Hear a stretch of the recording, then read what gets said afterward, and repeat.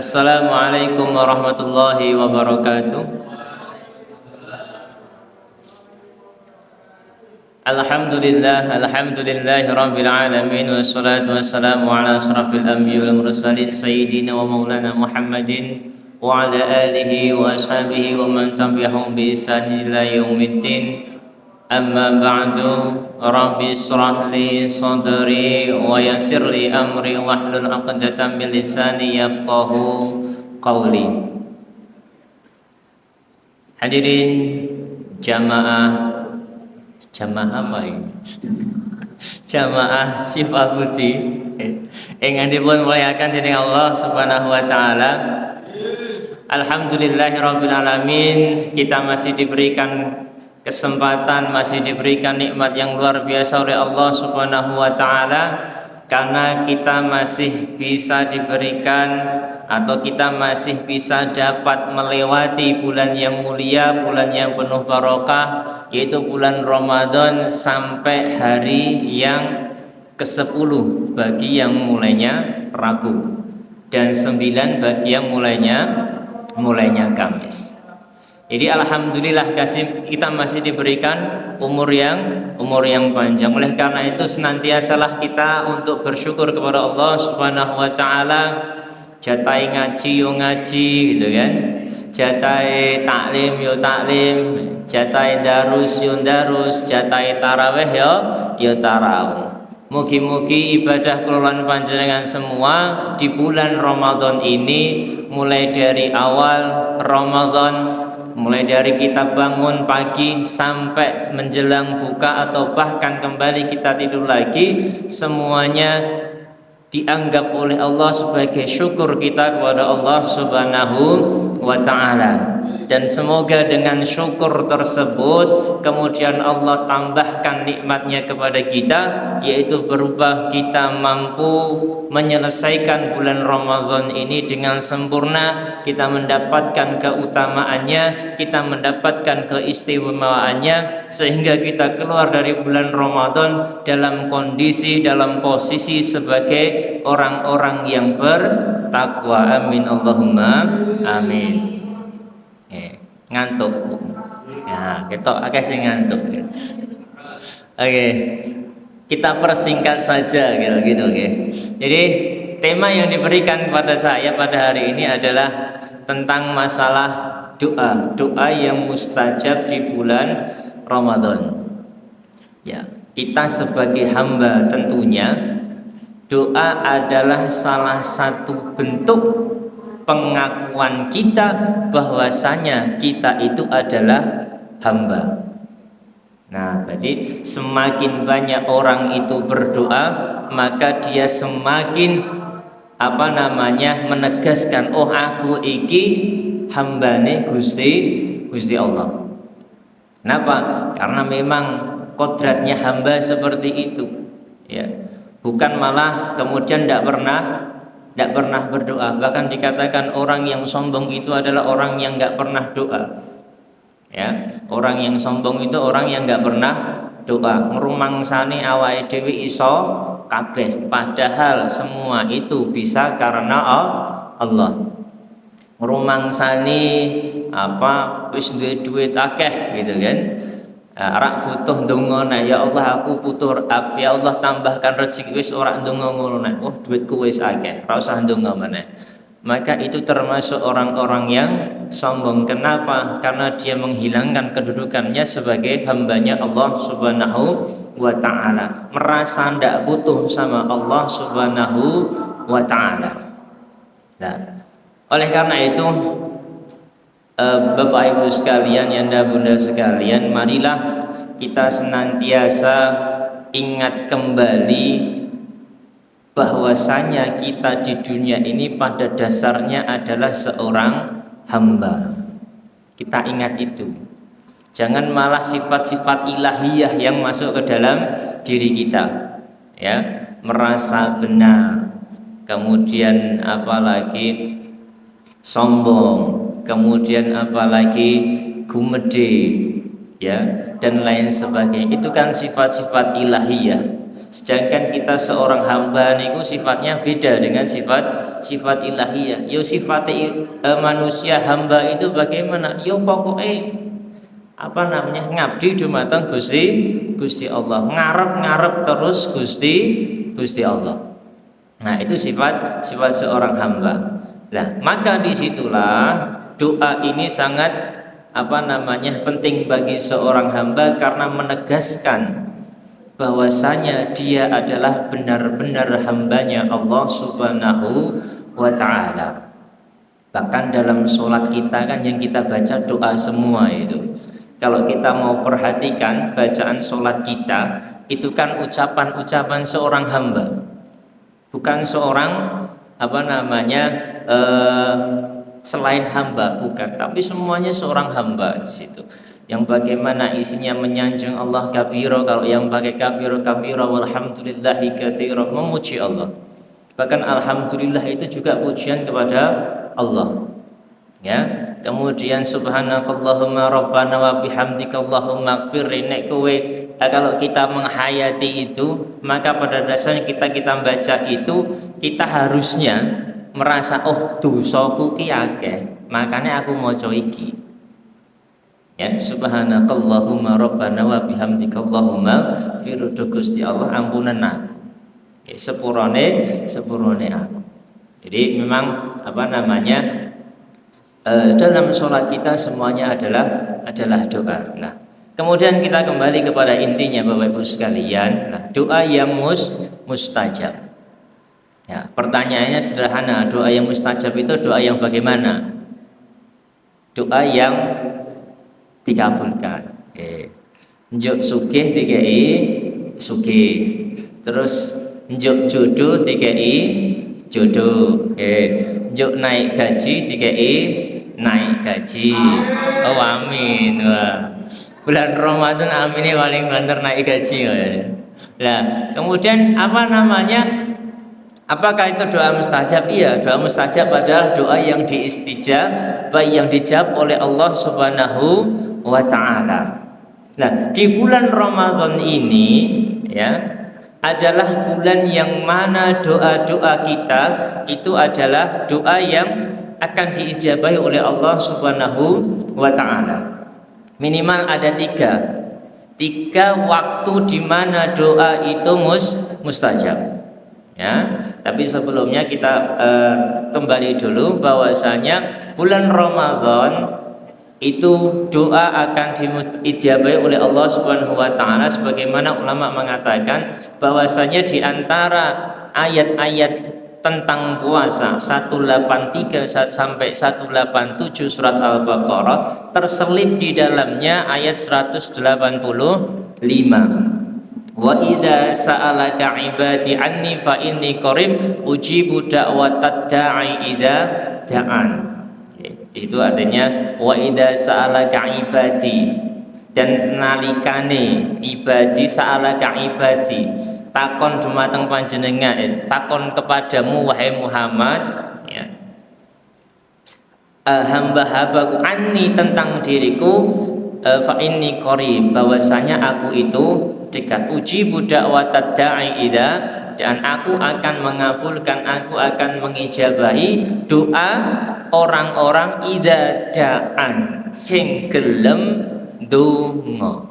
Nah, sing gelem donga. Nah, ada itu ya, jadi akan mengijabahi, Allah akan mengijabahi doa bagi orang-orang yang mau berdoa. Fal yastajibu li wal yu'minu syarate, maka lakukanlah perintah-perintahku, wal yu'minu bi, dan percayalah kepada diriku. Syaratnya niku. Nah, jadi nek panjenengan boten percados dumateng Gusti Allah, ya kemungkinan besar doa tidak dikabulkan bisa jadi.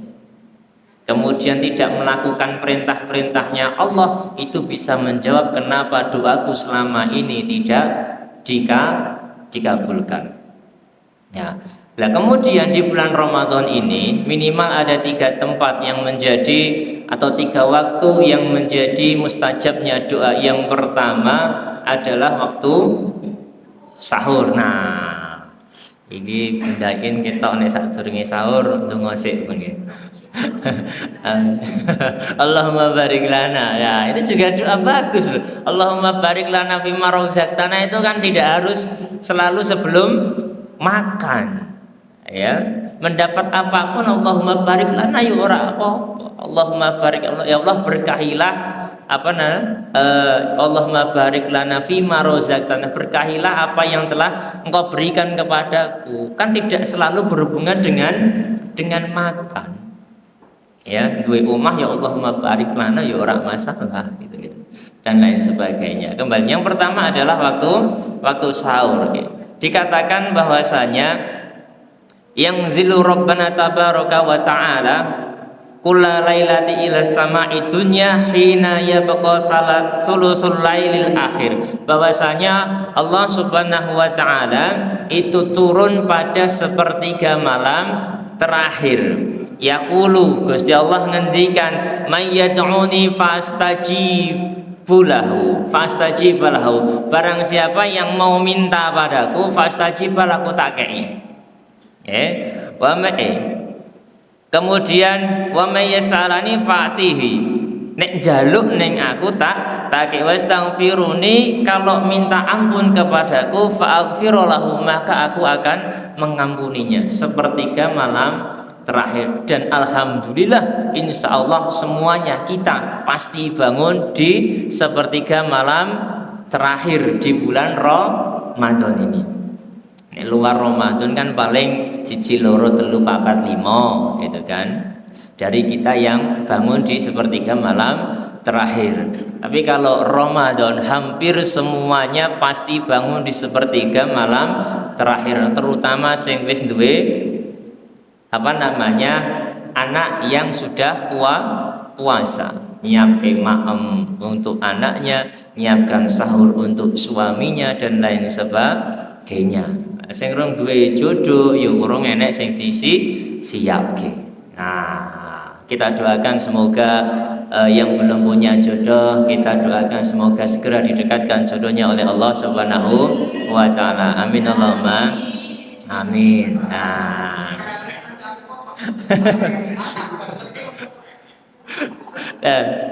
Nah ini kita pasti bangun di sepertiga malam terakhir. Maka sebelum sahur, sebelum panjenengan direpoti karo bocil-bocil itu, nek bocil wis tangi lah wis repot niku. Sebelum anak-anak bangun, bahkan ya bojone ya kadang marahi repot gitu. Sebelum anak bangun, sebelum suami bangun, terutama untuk ibu-ibu, sempatkan mungkin 2 rakaat dulu, kemudian doa kepada Allah Subhanahu wa taala. Niku yang pertama adalah waktu sahur. Kemudian yang kedua, dari hadis Imam Ahmad disebutkan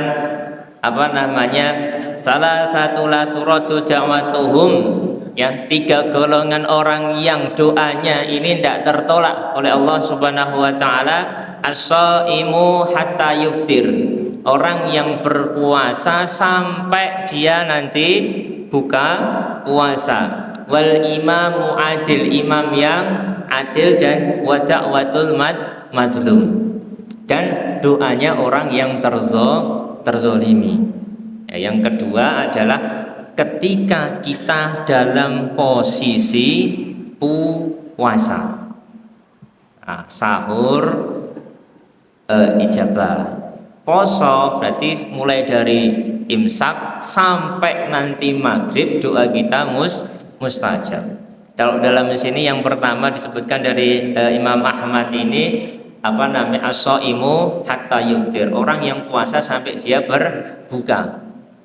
Jadi doa-doa saja. Jadi maka biasakan saja ketika habis sholat doa, habis baca Quran doa, orang ngopo-ngopo ya doa, daripada ngelamun doa baik ketika dalam keadaan puasa, itu kan.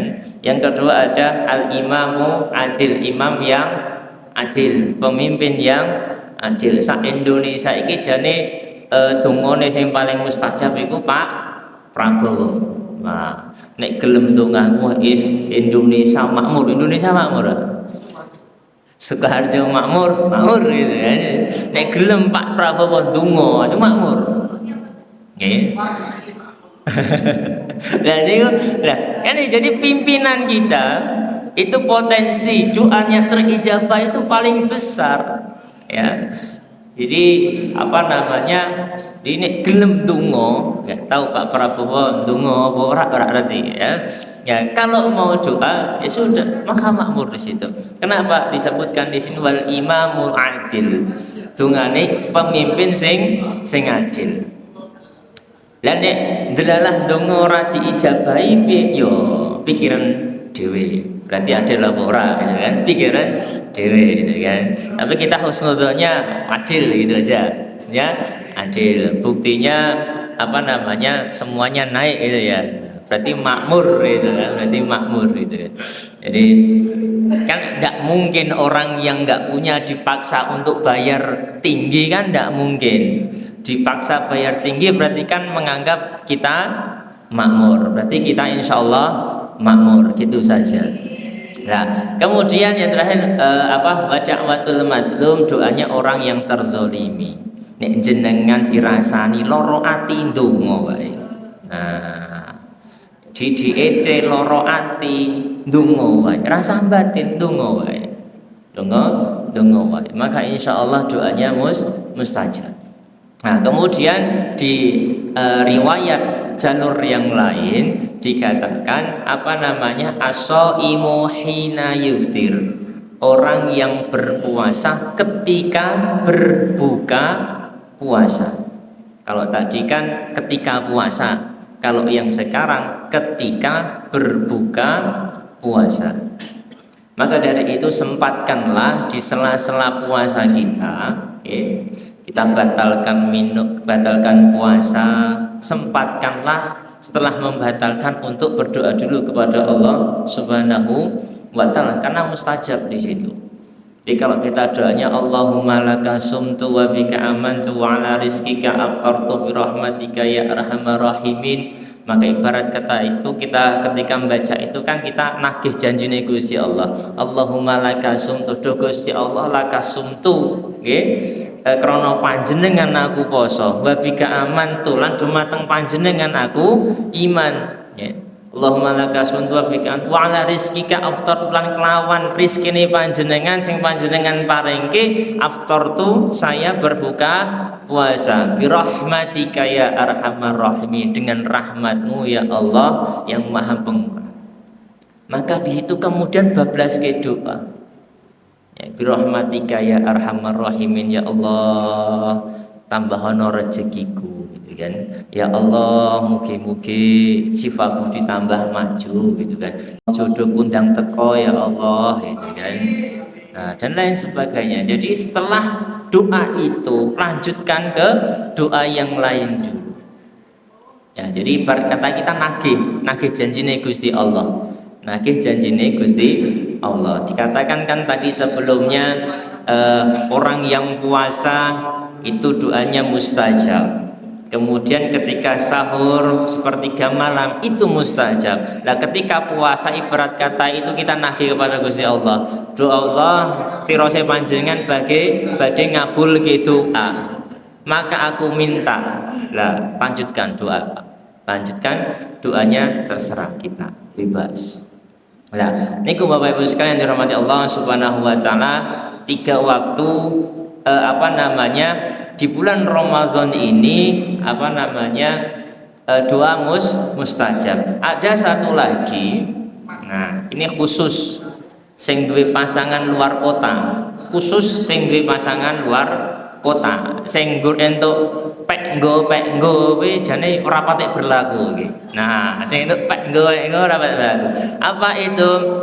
Nah, salah satu da'awatin mustajabah, 3 doa yang akan dijabahi la syakafin, tidak ada keraguan di dalamnya. Da'watul madlum, 1 doanya orang yang dizalimin, wa da'watul musafir, doanya orang yang musafir.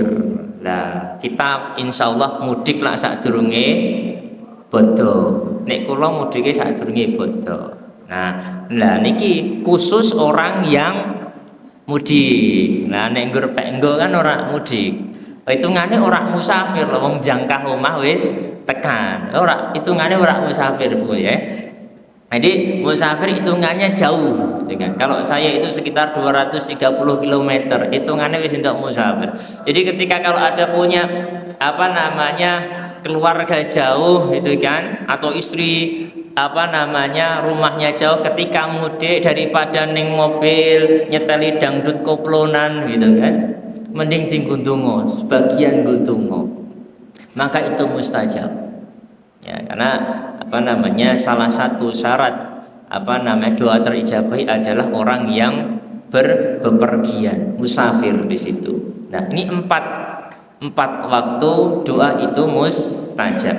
Lah kemudian pertanyaannya, insya Allah sudah paham semua masalah doa mustajab. Pertanyaannya, aku ndonga ning waktu mustajab, sahur ndonga, poso ndonga, buka ndonga, lah kok ora diijabahi.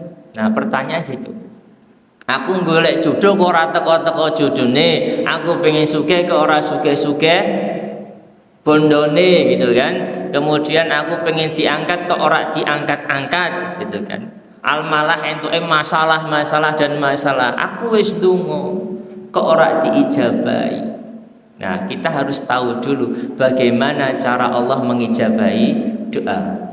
Yang pertama, Allah akan langsung mengijabahi apa yang diminta. Pengen sugih, sugih. Ya, pengen jodoh, teko jodone. Pengen sehat, sehat. Pengen sukses ujian, sukses ujian. Itu langsung seketika. Itu yang pertama. Yang kedua, Allah tunda dulu. Ya, tunda ini bisa berarti karena posisi kita belum siap. Belum siap menerima itu. Ibarat kata apa namanya dongo, kita punya anak TK, dongo, mugo-mugo anakku ketampa UGM, langsung diijabahin napa mboten? Ndak bisa. Ngenteni sik mengko nek wis gede, wis siap mlebu UGM, insyaallah diijabahi. Jadi nunggu posisinya itu siap dulu. Sama, pengen dongo, ya Allah aku pengen harta rezeki yang banyak, lemah ning ngendi ya Allah, gitu kan. Kembali lagi, wis siap durung awake dhewe itu menerima itu. Nek orang siap, Allah tahan dulu. Ya, bukan berarti kemudian Allah mengingkar, aku dongo iki ora dikabuli karo Gusti Allah. Ndak bisa. Ya, jadi menunggu dulu. Kemudian yang ketiga, Allah itu mengabulkan bukan keinginan kita tapi kebutuhan kita. Ya, diketahui bahwasanya Allah itu lebih tahu daripada diri kita mengetahui diri kita sendiri. Allah tahu sing mbok butuhke iku, yang dibutuhkan itu apa. Seperti kalau kanjenengan punya anak kecil. Anak kecil kemudian baru sakit batuk, anak kecil pengen minta es krim, jelas contoh. Apakah kemudian orang tuanya kasih es krim? Enggak, karena orang tua tahu nek tak kei es krim malah bahaya. Meskipun ini keinginan anak tersebut, tapi tetap tak tahan, tak kasih yang lain, enggak usah es krim, kasih contoh susu sapi saja. Nah, contohnya seperti itu. Sama ketika kita minta sesuatu kepada Allah, Allah tahu, oh iki urung cocok nggo kowe. Kowe ora butuh iki. Sing mbok butuhke saiki sing iki, maka mintanya dikabulkan yang B. Nah, itu ijabahnya doa. Yang keempat, doa itu ditahan oleh Allah Subhanahu wa taala dan dikasihkan nanti di akhirat. Sehingga nanti orang ketika di akhirat kadang tiba-tiba kaget, loh aku kok pahalane gede, loh aku kok iso entuk kayak gini. Maka dijawab, ini adalah doa yang dulu tertunda ketika kamu di dunia. Jadi kita harus tumbuhkan mindset Allah tidak pernah bohong. Allah pasti menepati janjinya. Kalau janjinya kabulke ya kabulke. Nah, bedanya itu tadi, cara pengijabahan doanya itu ada 4 ini tadi. Jadi jangan kemudian aku ndonga kok tiba-tiba gak dikabulke terus kemudian marah-marah mencela Allah, ini tidak pas karena bisa jadi dialihkan kepada yang lain ya dan lain sebagainya. Terakhir Bapak Ibu sekalian, karena ini penting ya. Nah, kemudian cara bagaimana kita syarat terkabulkannya doa, satu kita tuntaskan sekalian nggih, ikhlas pada Allah Subhanahu wa taala. Donga ikhlas krana Allah taala, dudu krana bondo donya. Salat duha ben rezekine nambah, ora.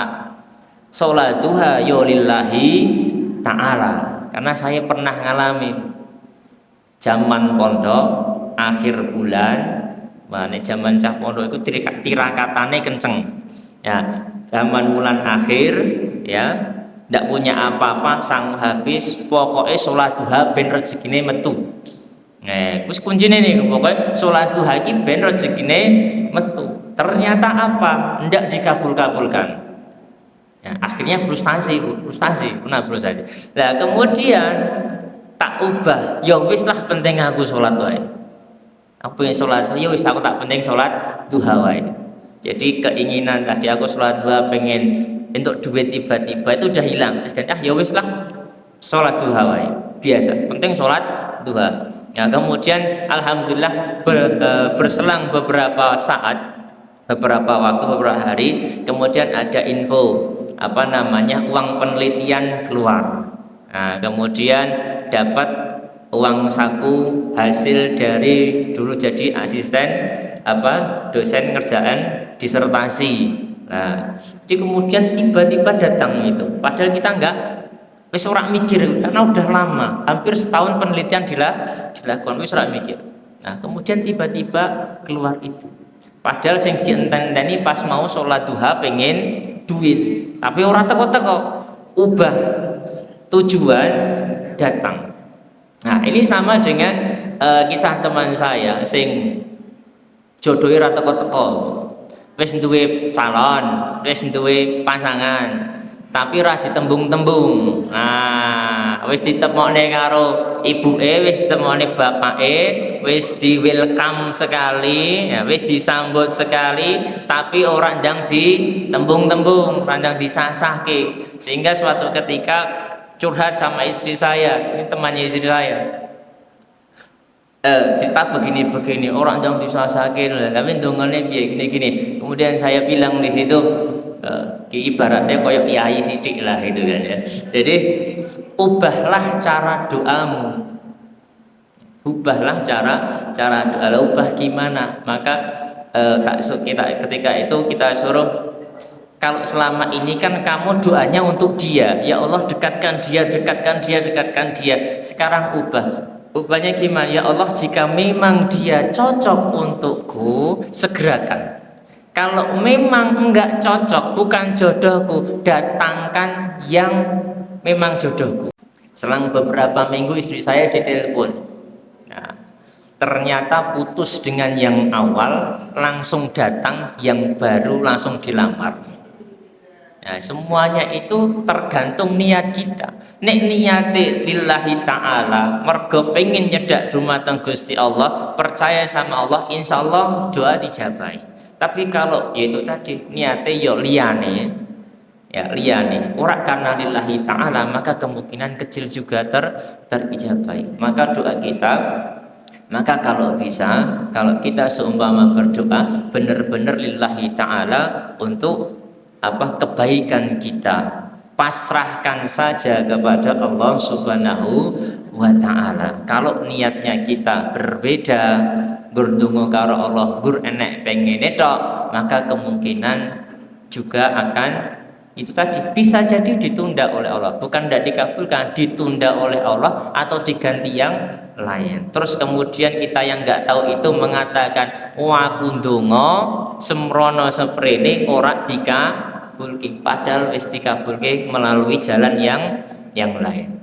Nah, itu Bapak Ibu sekalian dirahmati Allah Subhanahu wa taala tentang masalah doa doa yang mustajab. Dan tentunya tadi disinggung ya ndak Abbas, doa yang nggak boleh itu apa? Ada satu doa yang nggak boleh, salah satunya adalah doa untuk memutus rahmi. Ya Allah, jauhkanlah dia dariku karena aku tidak mau ketemu dia lagi.